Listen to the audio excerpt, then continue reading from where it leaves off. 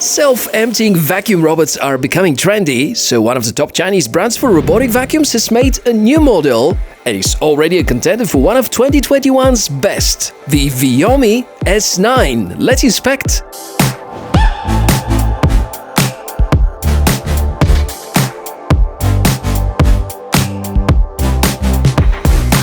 Hey, welcome! This is where we inspect cool tech, and today's episode will be full of examples with Viomi S9, the new robot vacuum that comes with self-emptying automation, meaning that once the robot is done cleaning, it's automatically going back to the station, which is sucking out of it everything that it has collected, or at least almost everything.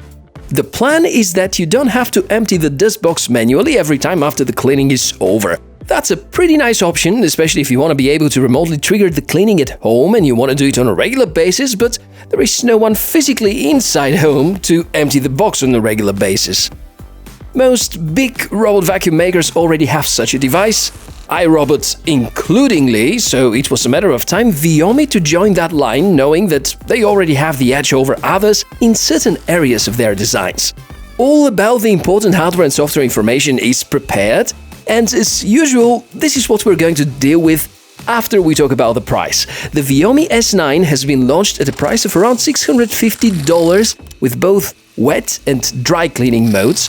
As you might know, Viomi is one of the robot vacuum brands supported by Xiaomi, with focus on artificial intelligence, and due to the huge Xiaomi ecosystem, they have access to certain technologies which makes their pricing pretty competitive. The cheapest iRobot Roomba with automatic dust disposal, for instance, costs around $800 and supports dry cleaning only. Generally, the price of the S9 is pretty good considering the fact that most good robots without the automatic dust disposing technology may cost at about the same price.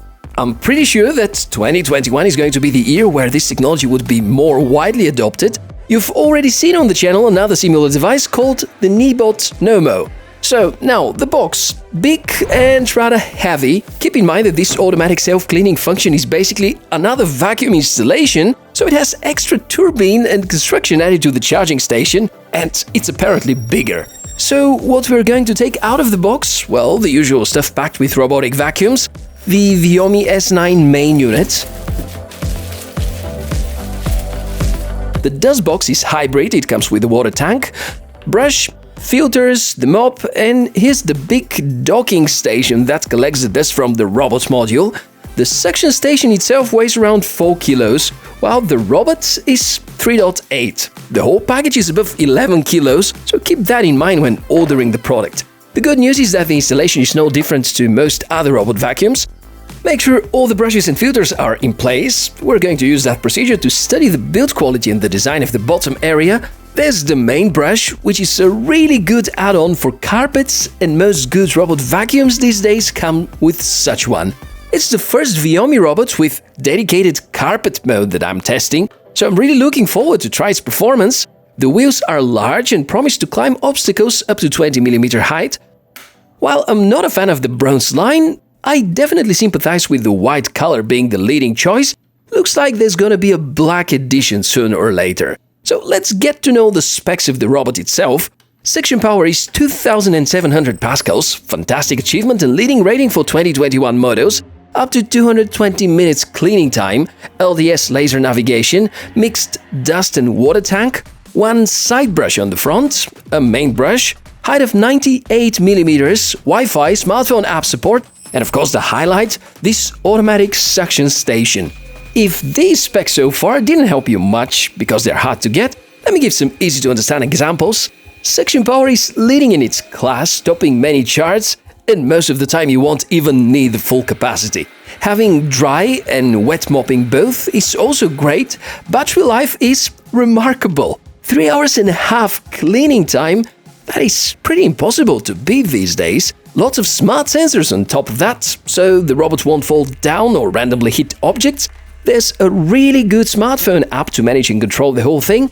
It's actually the Mi Home app, which is stable, polished, and supports most Xiaomi smart home devices. I'm not sure how you feel about it, but I can't wait to see how it performs in real-life scenario. So we're going to test the dry cleaning first. The advanced algorithm can now sense different floor types and chooses different modes depending on the floor material. It can distinguish tiles, solid floors or carpets, and based on the selection, it can choose the most optimal suction mode. You're going to notice that as soon as the robot climbs onto a carpet, there's gonna be a suction boost notable. It's the first time I see the feature on a Viomi device, and I'm pretty happy about it. The S9 passed the rice test with excellent result, bringing back 59 out of 60 grams of spilled rice. Once the cleaning is over, it goes back to the station and you're going to hear this 950 watt motor inside emptying all the dust, hands-free.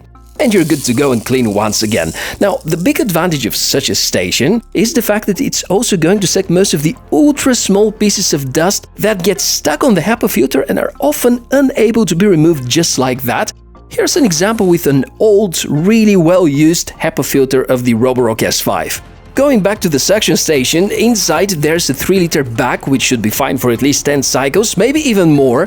When the dust is being sucked at 950 watts, it may become a lot more compressed. Generally, I was impressed with the cleaning efficiency of the Viomi S9. The robot dealt very well with room edges, with different kinds of dust and dirt, with hair collected from the carpet, and had absolutely no issues with these thick carpets. Now, adding some water and doing mopping, which generally is among Viomi's greatest strengths because of the Y mopping algorithm.